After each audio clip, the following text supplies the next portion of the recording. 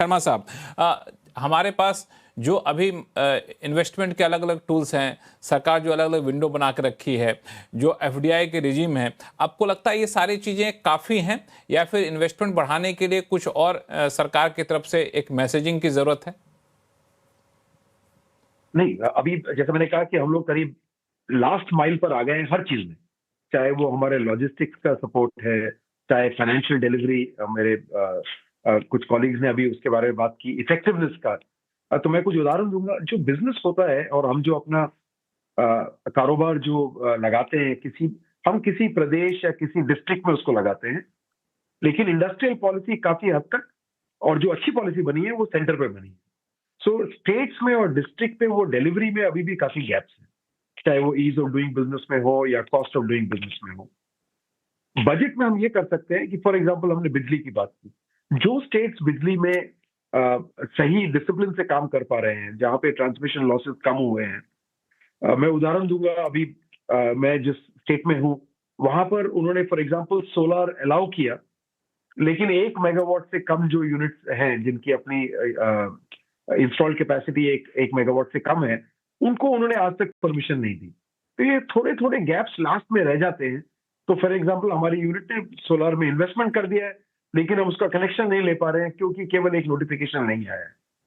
Similarly अगर आप देखेंगे, सेंटर क्योंकि स्टेट्स के बहुत सारा एक्सपेंसेस डिसाइड करती है, उनका बजट डिसाइड करती है, उसमें कुछ अगर वो डिसिप्लिन ले आए, फॉर एग्जांपल इंडस्ट्रियल लैंड की बात करें, तो अब इंडस्ट्रियल लैंड कई जगहों पर बहुत महंगी है, और स्पेशली अगर हम कुछ और इंडस्ट्रियलाइज नेशन से अगर इसको कंपेयर करें, तो हमारे यहाँ लैंड ही अपने आप में एक बहुत बड़ा विषय बन चुका है। तो उसमें क्या किया जा सकता है? क्या बहुत सारे मैन्युफैक्चरिंग क्लस्टर्स खोले जा सकते हैं, जहां पर हर एक फैक्ट्री को अपना जनरेटर लगाने की जरूरत ना पड़े, स्टेट ही उनको एक इस तरह का पावर दे पाए कि उनको और कोई डिपेंडेंसी ना रहे। विनोद शर्मा साहब को सिमिलरली बीच में यहाँ पर रोकूंगा, चूंकि आपने विनोद शर्मा से बीच में रोकूंगा चूंकि आपने बड़ा ही इंटरेस्टिंग सा पॉइंट यहाँ पे रेज किया है लैंड को लेकर के। ये एक ऐसा इशू है जिस पर हर कोई सहमत है कि यहाँ पे हमें कुछ बड़ा करने की ज़रूरत है। अगर कोई हम बड़े स्केल की इंडस्ट्री को लाना चाहते हैं, बड़े पैमाने पर निवेशक को लेना चाहते हैं, वो हर स्टेट की अपनी अपनी एक समस्या है। साकेत मिश्रा साहब, आपको लगता है कि अभी बिल्कुल सही समय है कि लैंड के मोर्चे पे एक बड़े रिफॉर्म पॉलिसी इनिशिएटिव कर दिया जाए? मुझे लगता है यूनियन बजट में लैंड रिफॉर्म करना मुश्किल है, क्योंकि ये अधिकतर इसका एग्जीक्यूशन, जो शर्मा जी बहुत सही बात कर रहे थे कि लास्ट माइल जो होता है वो स्टेट्स को देनी है, और हर स्टेट में अलग अलग हालात है। जैसे बिहार में जमीन की कमी है जो कि दी जा सकती है। तो मुझे लगता है इसमें जैसे जो नीति आयोग या किसी और उससे अगर प्रोत्साहन दिया जाए कि ये मानक हैं, इसकी बेसिस पे जमीन दी जाए, तो उससे हो सकता है उसमें कोई इंसेंटिव भी दिया जाए सेंटर की तरफ से, तो उससे प्रदेश जो है अनेक, वो सही दिशा में चलेंगे। साथ साथ मुझे कम से कम घूमते हुए नॉर्थ इंडिया में जरूर ये लगता है कि इंडस्ट्रियल स्टेट्स बहुत सारे बने हुए हैं, पर इंडस्ट्रीज उनमें बहुत कम हैं। तो थोड़ा सा इसको भी चेक करने की जरूरत है कि कहां कहां पे यूटिलाइज नहीं हुई है, और लोग केवल लैंड बैंक बना करके बैठे हुए हैं। उनसे वापस लेकर के जो असली उद्यमी हैं उनको जमीन देनी चाहिए। उससे भी मेरे हिसाब से जमीन रिलीज होगी। हाँ, बजाय कि ये कि आपने अपने इंडस्ट्री के नाम पे जमीन ले लिया और बाद में उसको रियल एस्टेट के तौर पे कन्वर्ट करा लिया, तो फिर यहाँ पे जो लैंड ओनर वो भी ठगा हुआ महसूस कर रहा होता है, जो सरकार है वो भी यहाँ पे ठगा हुआ महसूस कर रहा होता है। तो ये एक बड़ा विनोद कुमार जी, आप लोगों को भी ये समस्या होती है क्या? बिल्कुल बिल्कुल लक्ष्मण जी, ये आई मीन जितनी भी बातें उठ रही हैं, आई एम रियली सरप्राइज कि actually government has already discussed all of these issues. अगर आप देखें पिछले बजट में माननीय वित्त मंत्री ने बात करी कि plug and play MSME industrial parks बनेंगी, बट मुझे लगता है कि अभी तक उसकी स्कीम कोई आई नहीं, जहां पे वायबिलिटी गैप फंडिंग जो मिलनी चाहिए स्टेट्स को या प्रोजेक्ट्स जो डाल रहे हैं उनको, ताकि माइक्रो और स्मॉल एंटरप्राइजेस को ready to use modular factories मिले, शेयर यूटिलिटीज मिले, और वो एक ही जगह पे, मतलब आप देखिए माइक्रो और स्मॉल एंटरप्राइजेस को अपनी जमीन नहीं चाहिए है, उनको ये चाहिए जगह मिले और वो बिजनेस चालू करें, तो वो मिसिंग है।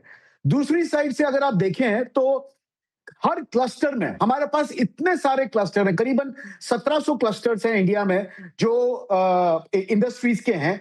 बट अगर आप देखें टेस्टिंग, क्वालिटी सर्टिफिकेशन हमारे पास केवल 26 क्लस्टर्स में है। तो उस पर ध्यान देने की आवश्यकता है, क्योंकि हमारी इकाइयां कंपटीटिव कैसे बनेंगी जब तक उनको क्वालिटी का हर कोई साइड समझ में नहीं आता, टेस्टिंग नहीं कर पाती। तो उसके लिए मुझे लगता है कि इंपॉर्टेंट है दोनों। पहले तो plug and play MSME industrial parks, ये बिल्कुल सही बोला, जब आप इंडस्ट्रियल जो लैंड अवेलेबल है उसको यूटिलाइज करके आप कर सकते हैं बड़े इजीली से। और दूसरा, हर क्लस्टर में we need to have testing, quality certification, बहुत ही इंपॉर्टेंट इंफ्रास्ट्रक्चर है specifically for micro and small. ये सारी चीजें ऐसी हैं ना कि ये सारी ऐसी चीजें जिसको बहुत बड़े चश्मे से लोग कई बार देखते नहीं हैं, लेकिन अब इस बात का एहसास सरकार को भी हो गया है। शायद यही वजह है कि जो कमेटी बनी है डी रेगुलेशन को लेकर के और इस तरह की दिक्कतों को दूर करने को लेकर के, तो जिस तरीके के कंसल्टेशन हो रहे हैं, जिस तरीके की सिफारिशें आ रही हैं, और उन सिफारिशों पर मतलब अच्छी बात है कि अमल शुरू हो गया है। भले ही अभी बड़े पैमाने पर उसकी घोषणा नहीं की जाए, लेकिन धीरे धीरे अमल शुरू हो गया, हर हफ्ते बैठक किया जाना। तो ये मुझे लगता है ये जो छोटी छोटी दिक्कतें हैं जो बड़ी परेशानी पैदा करती हैं, उस तरफ कदम सरकार ने बढ़ाना शुरू कर दिया है। और ये शायद ज़मीन पर दिखे भी, लेकिन आपने सही कहा कि इंडस्ट्रियल क्लस्टर, लैंड रिफॉर्म जैसी चीज़ें हैं जिसको लेकर बजट में सरकार कुछ ना करे तो एक स्टेटमेंट दे दे, ताकि एक निवेशकों का भरोसा यहाँ पर जीते। इस बीच हमारे साथ जुड़ चुके नीति आयोग के पूर्व वाइस चेयरमैन और पहले इंडिया फाउंडेशन के chairman Rajiv Kumar sir. Sir, आपका स्वागत हमारे शो में। हम लोग चर्चा कर रहे थे कि बजट में क्या होना चाहिए, बजट में नमस्ते सर, ये बजट में क्या होनी चाहिए, क्या अपेक्षा की जानी चाहिए। तो बड़ी अच्छी चर्चा चल रही थी। लोगों ने कहा कि हमें बहुत टैक्स कंसेशन नहीं चाहिए, हमें बहुत ज़्यादा टैक्स इंसेंटिव नहीं चाहिए, हमें एक माहौल दे दीजिए और जो रेगुलेशन उसको आसान कर दीजिए, तो हम लोग अपने आप दुनिया से कम्पीट कर जाएंगे। अभी जिस तरीके से माहौल बना है राजीव सर, मैं आपसे पूछना चाहता हूँ, अंतर्राष्ट्रीय माहौल जिस तरीके से खास तौर से बना है, हम लोग जो कोशिश कर रहे हैं इस अंतर्राष्ट्रीय माहौल में अपने वर्चस्व को बढ़ाने को लेकर के, आपको क्या लगता है बजट से क्या एक बड़ा ऐलान करना चाहिए सरकार को? नहीं, ये जो बात आपने कही लक्ष्मण, जो चल रही है आपका जो ये जो वार्ता चल रही है, उससे मैं बिल्कुल सहमत हूँ।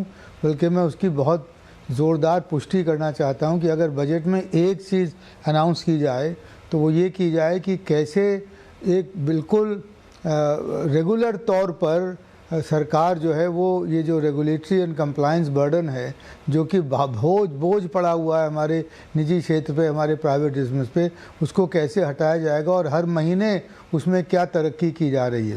क्योंकि बात यह है कि हमारा जो हमारे पूरे पहले अगर देखा जाए या कभी भी जब भारतवर्ष के जो अब से गर्मामय पीरियड था, उसमें यही प्राइवेट बिजनेस, यही निजी उद्योग ने ही हमको आगे बढ़ाया है और यही सबसे बड़ा एक फायर वॉल बन सकता है। ये जो आज हमारी ये जो ग्लोबल इकोनॉमी है जिसमें इतना फ्रेगमेंटेशन है, जितनी इतनी अनसर्टेनिटी है, उसके लिए सबसे अच्छा काम यही होगा कि कैसे हम निजी उद्योग को बढ़ावा दे सकें।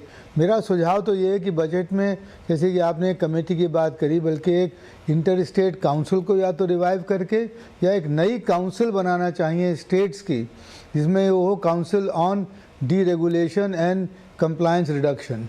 क्योंकि ये स्टेट्स में ज़्यादातर ये सारी चीज़ें स्टेट्स में होती हैं, राज्यों में होती हैं और वो हट नहीं रही हैं।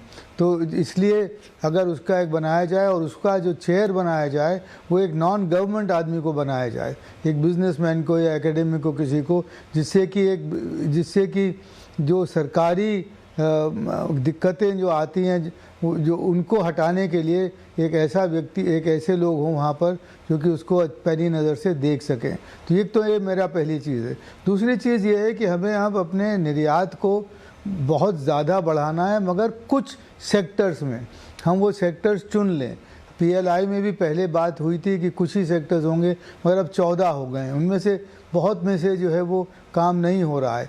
कुछ सेक्टर्स चुन लें, जिन सेक्टर्स में, जिन इंडस्ट्री में हमें सक्सेस मिली है उनका हम रिवॉर्ड और बढ़ा दें, उनका और इंसेंटिव बढ़ा दें, जिससे कि वो और तेज़ी से आगे बढ़ें। मगर बाकी जहाँ पर जिन लोगों ने टारगेट दिए हुए थे और उनको नहीं पूरा कर रहे हैं, उनको पनिशमेंट भी दें जिससे कि वहाँ से कट सके।